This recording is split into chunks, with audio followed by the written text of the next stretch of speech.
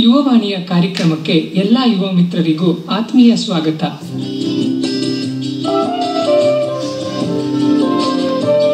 ಇಂದಿನ ಯುವವಾಣಿ ಕಾರ್ಯಕ್ರಮದಲ್ಲಿ ಸಂದರ್ಶನ ಯೂತ್ ಫಾರ್ ಪರಿವರ್ತನ್ ತಂಡದವರೊಂದಿಗೆ. ಸಂದರ್ಶಿಸುವವರು ಕಾರ್ತಿಕೇಯ ಎಸ್.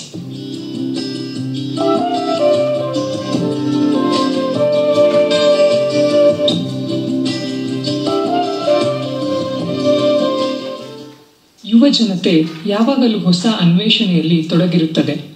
ಅದೇ ರೀತಿ ಯೂತ್ ಫಾರ್ ಪರಿವರ್ತನ್ ಎಂಬ ಒಂದು ಯುವ ಶಕ್ತಿಯ ತಂಡ ಇಂದು ನಮ್ಮೊಂದಿಗಿದೆ. ಈ ಯುವ ತಂಡದ ನಿಸ್ವಾರ್ಥ ಸೇವೆ, ದೃಢ ಸಂಕಲ್ಪ, ಹೊಸ ಕನಸು, ಉತ್ಸಾಹದ ಮನಸ್ಸು ನಮ್ಮ ಭಾರತವನ್ನು ಹೊಸದಾಗಿ ಬದಲಾಯಿಸುವತ್ತ ಹೆಜ್ಜೆ ಹಾಕುತ್ತಿದೆ. ಈ ಯೂತ್ ಫಾರ್ ಪರಿವರ್ತನ್ ಬಗ್ಗೆ ಹಾಗೂ ಇದರ ಕಾರ್ಯ ಸೇವೆಗಳ ಬಗ್ಗೆ ವಿಚಾರಗಳನ್ನು ಹಂಚಿಕೊಳ್ಳಲು ನಮ್ಮ ಜೊತೆ ತಂಡದ ಸದಸ್ಯರಿದ್ದಾರೆ. ಈಗ ಅವರ ಪರಿಚಯ. ನಮಸ್ಕಾರ, ನನ್ನ ಹೆಸರು ಬಾಲಾಜಿ ಯಾದವ್ ಅಂತ. ನಾನು BE ಕಂಪ್ಯೂಟರ್ ಸೈನ್ಸ್ ಓದಿದ್ದೀನಿ. ಈಗ ಕನ್ಸ್ಟ್ರಕ್ಷನ್ ಕಂಪ್ನಿ ನಡೆಸ್ತಾ ಇದ್ದೀನಿ. ನಾನು ಯೂತ್ ಫಾರ್ ಪರಿವರ್ತನ ಒಬ್ಬ ಸದಸ್ಯನಾಗಿರುತ್ತೇನೆ. ನನ್ನ ಹೆಸರು ವಿವೇಕ್ ಅಂತ. ನಾನು ಕುಮಾರನ್ಸ್ ಕಾಲೇಜಿನಲ್ಲಿ ಸೆಕೆಂಡ್ PU ಓದ್ತಿದ್ದೀನಿ. ನಮಸ್ಕಾರ, ನನ್ನ ಹೆಸರು ಅಮಿತ್ ಅಂತ. ನಾನು 4ನೇ ವರ್ಷದ ಕಾನೂನಿನ ವಿದ್ಯಾರ್ಥಿ, ಸ್ಕೂಲ್ ಆಫ್ ಲಾ ಕ್ರೈಸ್ಟ್ ಯೂನಿವರ್ಸಿಟಿನಲ್ಲಿ ಈ ಸಂಸ್ಥೆಯ ಅಧ್ಯಕ್ಷನಾಗಿರುತ್ತೇನೆ. ನಮಸ್ತೆ, ನನ್ನ ಹೆಸರು ಸಂಕೇತ್. ನಾನು ಇತ್ತೀಚೆಗೆ ಡಿಗ್ರಿ ಮುಗಿಸಿದ್ದೀನಿ. ನಾನು ಈ ಸಂಸ್ಥೆಯ ಜನರಲ್ ಸೆಕ್ರೆಟರಿ. ನನ್ನ ಹೆಸರು ನಿಶಾಂತ್. ನಾನು 4ನೇ ವರ್ಷದ ಕಾನೂನಿನ ವಿದ್ಯಾರ್ಥಿ, ಕ್ರೈಸ್ಟ್ ಯೂನಿವರ್ಸಿಟಿನಲ್ಲಿ ಯೂತ್ ಫಾರ್ ಪರಿವರ್ತನ್ ಸಂಸ್ಥೆಯಲ್ಲಿ ಕಾರ್ಯದರ್ಶಿಯಾಗಿದ್ದೀನಿ. ನಮಸ್ಕಾರ, ನನ್ನ ಹೆಸರು ಶ್ರಾವಣಿ BS. ನಾನು ಕುಮಾರನ್ಸ್ ಕಾಲೇಜಿನಲ್ಲಿ ಫಸ್ಟ್ PU ಓದುತ್ತಿದ್ದೇನೆ. ಈ ಯೂತ್ ಫಾರ್ ಪರಿವರ್ತನ್ ಅಂದ್ರೆ ಏನು? ಈ ಯೂತ್ ಫಾರ್ ಪರಿವರ್ತನ್ ಅಂದರೆ ಏನು ಅನ್ನೋದಕ್ಕಿಂತ ಮುಂಚೆ ಒಂದು ಚಿಕ್ಕ ಕಿರು ಪರಿಚಯ ಕೊಡಲು ಇಚ್ಛಿಸ್ತೀನಿ. ಇದು ಯಾರು ಪ್ರಾರಂಭಿಸಿದರು, ಇದರ ಸೃಷ್ಟಿಕರ್ತರು ಯಾರು ಏನು ಒಂದು. ಇಂಗ್ಲಿಷ್ ಅಕ್ಷರಮಾಲೆಯಲ್ಲಿ ABCD ಅಂತ ಹೇಗೆ A ಇಂದ ಪ್ರಾರಂಭವಾಗುತ್ತದೋ ಹಾಗೆ ನಮ್ಮ ಯೂತ್ ಫಾರ್ ಪರಿವರ್ತನೂ A ಇಂದನೇ ಸ್ಟಾರ್ಟ್ ಆಗಿದ್ದು.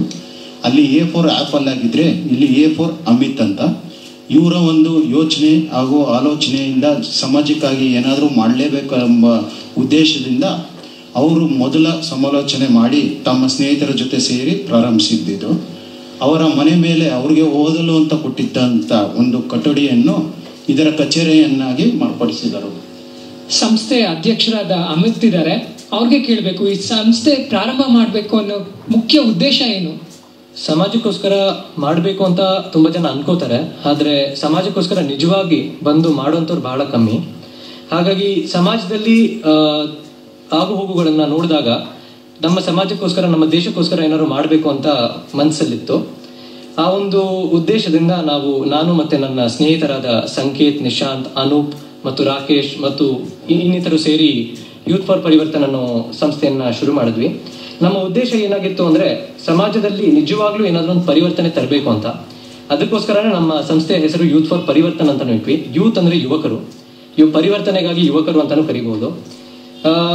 ನಮ್ಮ ಕೈಯಲ್ಲಾದಷ್ಟು ಒಂದು ಪರಿವರ್ತನೆಯನ್ನು ತಂದು ನಮ್ಮ ಸಮಾಜವನ್ನ ಇನ್ನೂ ಸ್ವಲ್ಪ ಒಳ್ಳೆ ಮಟ್ಟಕ್ಕೆ ಕೊಂಡೊಯ್ಯಬೇಕಂತ ನನ್ನ ಒಂದು ಇಚ್ಛೆ.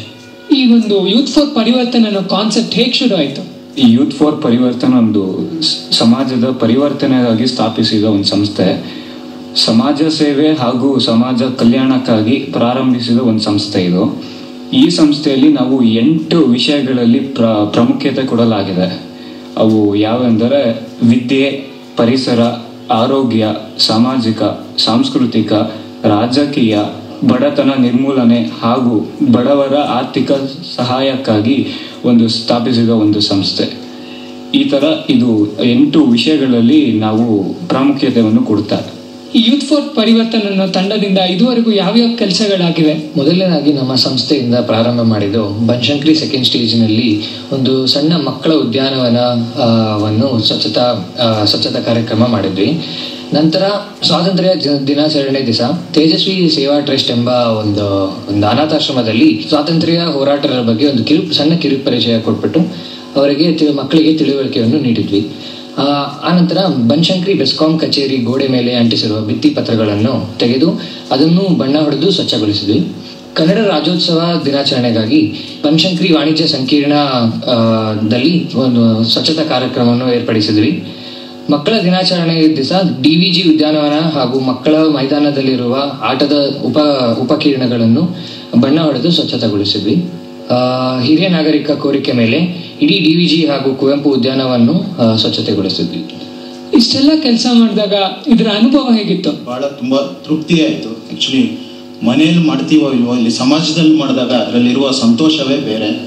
ನಾನು ಕಂಪ್ನಿಯಲ್ಲೂ ಕೆಲಸ ಮಾಡಿದ್ದೀನಿ, ಬಟ್ ಅಲ್ಲಿದ್ದಷ್ಟು ಇದಿರಲಿಲ್ಲ ನನಗೆ. ಆ್ಯಕ್ಚುಲಿ ಯೂತ್ ಫಾರ್ ಪರಿವರ್ತನ್ ಸೇರಿದ ಮೇಲೆ, ನಾನು ಆ್ಯಕ್ಚುಲಿ ಲೇಟಾಗಿ ಸೇರಿದೆ, ಆದರೆ ಇದರಲ್ಲಿರುವಷ್ಟು ತೃಪ್ತಿ ಒಂದು ಇದು ಬೇರೆ ಯಾವುದ್ರಲ್ಲೂ ಇಲ್ಲ ಅಂತ ಅನ್ನಿಸ್ತು. ಜನರ ಪ್ರತಿಕ್ರಿಯೆ ಹೇಗಿತ್ತು? ಭಾಳ ಚೆನ್ನಾಗಿತ್ತು, ಭಾಳ ತುಂಬ ಇಷ್ಟಪಡ್ತಾರೆ. ನಾವು ಮಾಡ್ತಾ ಇರಬೇಕಾದ್ರೆ ಎಲ್ಲರೂ ಬರ್ತಾರೆ, ಅವ್ರ ಕೈಲಿ ಆಗಿದ್ದು ಅವರು ಬಂದು ನಾವು ಏನಾದರೂ ಮಾಡ್ತೀವಿ ಅಂತ ಬರ್ತಾರೆ. ಬಂದು ನಮಗೆ ತುಂಬ, ನಾವು ಎಲ್ಲೇ ಹೋದ್ರೂ ಗೌರವಿಸ್ತಾರೆ, ನಮಗೆ ಎಲ್ಲೇ ಹೋದ್ರೂ ಗುರುತಿಸ್ತಾರೆ, ನೋಡಿ ಇವರೇ ಮಾಡಿದ್ದು, ಆ ಕೆಲಸ ಮಾಡಿದ್ದು ಇವರೇ ಅಂತ. ಯೂತ್ ಫಾರ್ ಪರಿವರ್ತನ್ ಅಂದರೆ ಸಾಕು, ತುಂಬ ಬಹಳ.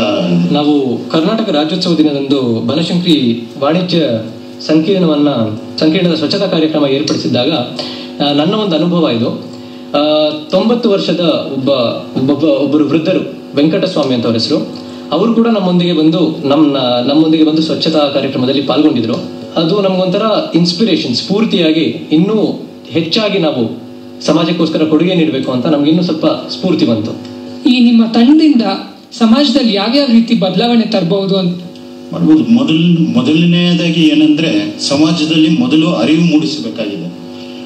ಎಲ್ಲಂದ್ರೆ ಅಲ್ಲಿ ಕಸ ಹಾಕೋದು, ಕಸ ಕಡ್ಡಿಗಳು, ಎಲ್ಲಂದ್ರೆ ಅಲ್ಲಿ ಮೂತ್ರ ವಿಸರ್ಜನೆ ಮಾಡೋದು, ಇದರಿಂದ ಏನಾಗುತ್ತೆ ಅಂದ್ರೆ ನಮ್ಗೆ ಆರೋಗ್ಯ ಕೆಡೋದು. ಆಕ್ಚುಲಿ ಎಲ್ಲೇ ಹೋದ್ರು ನೋಡಿ, ಬೇರೆ ದೇಶಕ್ಕೂ ಹೋಲಿಸ್ತಾರೆ, ನೋಡಿ ಹಂಗಿದೆ ಹಿಂಗಿದೆ ಅಂತ.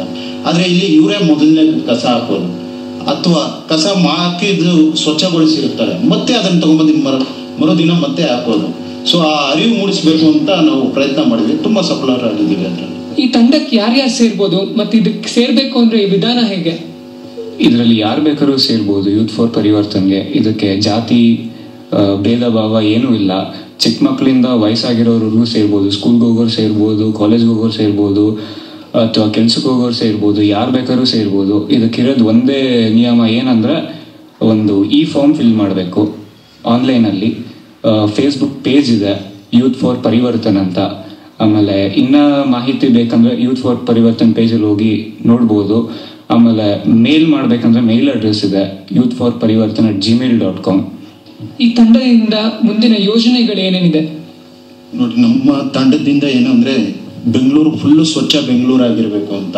ಹಾಗೂ ನಮ್ಮ ಬರೀ ಸ್ವಚ್ಛತೆ ಬಗ್ಗೆನೇ ನಾವು ಒಂದು ಇದಿಲ್ಲ, ಅನಾಥಾಶ್ರಮ, ವೃದ್ಧಾಶ್ರಮ, ನಮ್ಮ ಕೈಲಿ ಎಷ್ಟಾಗತ್ತೋ ಅಷ್ಟು ಸಹಾಯ ಮಾಡಬೇಕು ಅನ್ನೋದು ನಮ್ಮ ಉದ್ದೇಶ ಆಗಿರುತ್ತದೆ. ಇದು ಬರೀ ಸಾಮಾಜಿಕ ಹಾಗೂ ಪರಿಸರ ಹಾಗೂ ವಿದ್ಯೆ ಹಾಗೂ ಬಡತನ ನಿರ್ಮೂಲನೆ ಅಂತ ಹೇಳಿದ್ವಿ. ನಮ್ಮ ಕೈಲಿ ಆದಷ್ಟು ಬುಕ್ಸ್ ಕೊಡೋದು, ಏನಾಗುತ್ತೋ ಗೌರ್ಮೆಂಟ್ ಶಾಲೆಗಳಿರುತ್ತೆ, ಆ ಶಾಲೆಗಳಿಗೆ ಹೋಗಿ ಆ ವಿದ್ಯಾರ್ಥಿಗಳಿಗೆ ಒಂದು ಅರಿವು ಮೂಡಿಸೋಣ ಅಂತ, ಸಮಾಜದ ಬಗ್ಗೆ ಹಾಗೂ ಪರಿಸರದ ಬಗ್ಗೆ ಹೇಗೆ ಸ್ವಚ್ಛತೆಯನ್ನು ಕಾಪಾಡಬಹುದು ಅನ್ನೋದು ಒಂದು ಅರಿವು ಮೂಡಿಸಬೇಕು ಅನ್ನೋದು ನಮ್ಮ ಒಂದು ಉದ್ದೇಶ. ಬರೀ ನಾವು ಸ್ವಚ್ಛತೆಗೊಳಿಸ್ತಾ ಇದ್ರೆ ಮತ್ತೆ ನೆಕ್ಸ್ಟ್ ದಿನ ಮತ್ತೆ ಗಲೀಜಾಗ್ತಾ ಇರುತ್ತೆ. ಅದೇ ಅವ್ರಿಗೆ ಅರಿವು ಮೂಡಿಸಿದರೆ ಅವ್ರ ಮನೆಗೆ ಹೋಗಿ ಅವರ ಪೋಷಕರಲ್ಲಿ ಹಾಗೂ ಅಕ್ಕಪಕ್ಕದವ್ರಿಗೆ ಅವರು ಅರಿವು ಮೂಡಿಸ್ತಾರೆ.